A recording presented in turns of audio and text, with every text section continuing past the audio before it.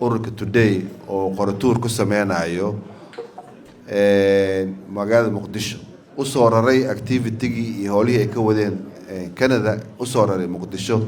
taa waxay tusaysaa inuu bilowday isku xirkii dibadda iyo gudaha oo ah mid aad iyo aad looga baahan yahay runtii sportiga waagii hore wuxuu ahaa mid loo isticmaalo kaliya entertainment laakiin waayahan dambe wuxuu noqday aalad weyn oo waxyaabo badan loo isticmaalo oo ka baxsan entertainmentiga sida la dagaalanka daraagiska la dagaalanka mataqaana colaadaha dhisidda nabadda xoojinta waxbarashada wax badan ayuu sportigu noqday inuu wax weyn ka taro marka ururka Today oo aan ogsoonahay in muddo dhowr sano ah ay mataqaana ka wadeen Toronto isdhexgal dhalinyarada Soomaaliyeed ee ku kala nool qaaradaha kala duwan ee Yurub iyo America in maanta ay u soo raraan magaalada Muqdisho xafiisna ka furaan runtii aad iyo aad u mahadsan yihiin waana wax aan mataqaana ugu mahad celinayno ururka Today iyo Somali Today oo runtii gacan weyn ka geystay sida hadda loo sheegay soo dhaweyntoodii iyo inay hirgasho riyadoodii ahayd inay dalku ka hirgeliyaan aad iyo aad horta ugu mahadsan arrintaas waana soo dhaweynaynaa bulsho ahaan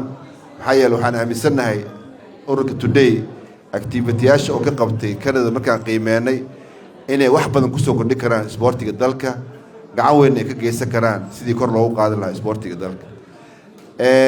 waxaan rabaa inaan inta ka xuso markii ugu horeysay oo dhalinyaro qurbaha joogto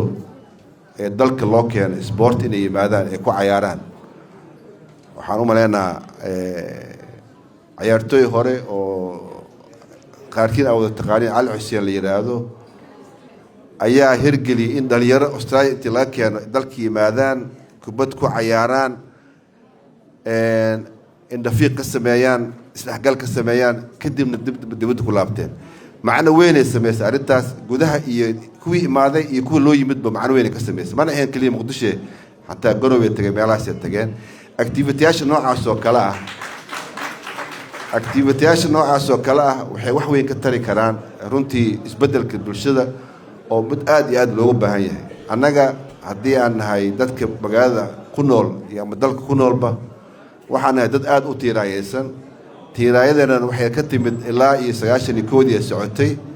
marka sportiga wuxuu noo yahay meel aan ku tiiraayo bixeeno oo aan kula dhiilgareynayno ama ku maamuleeno tiiraayada iyo culayska naga haysto marka aadaan u soo dhaweynaynaa aadaan u xoojinaynaa gacanaan ka geysanaynaa waana soo dhaweynaynaa ururka Today si dhow iyo si fog baan ula shaqeyn doonaa haddii alla yidhaahdo aad iyo aad u mahadsantihiin wassalaamu calaykum waraxmatullahi wabarakatu